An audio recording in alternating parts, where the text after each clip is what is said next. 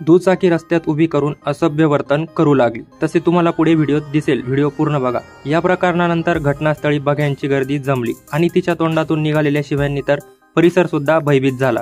कुठे घडले सर्व सांगतो। त्या पहिले जर तुम्ही चॅनलवर नवीन असाल तर चॅनल आपलं सबस्क्राइब करा आणि बेल आयकॉन दाबा, जेणेकरून मी टाकलेली व्हिडिओ सर्वात पहिले तुम्हाला बघता येईल। पुण्यातील वानवाडी परिसरातील एका उच्च शिक्षित महिलेने दारू पिऊन धिंगाणा घातल्याची घटना उघडकीस आली आहे। शुक्रवारी मध्यरात्री महिलेने भर रस्त्यात धिंगाणा घातला।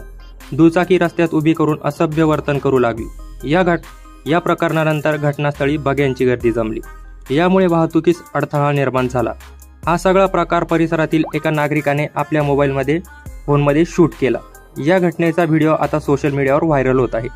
मिळालेल्या माहितीनुसार ही घटना पुण्यातील वानवाडी येथील जगताप चौकात घडली आहे।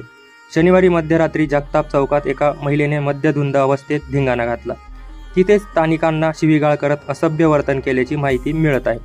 व्हायरल व्हिडिओत मद्यधुंद महिला स्थानिकांशी हुज्जत घालताना आणि त्यांच्याशी असभ्य वागताना दिसत आहे। या प्रकरणानंतर प्रत्यक्षदर्शींकडून पुण्यातील वानवाडी पोलीस स्टेशनमध्ये या घटनेची तक्रार दाखल करण्यात आली आहे। प्रत्यक्षदर्शींनी दिलेल्या माहितीनुसार संबंधित महिला सार्वजनिक ठिकाणी असभ्य वर्तन करत होती।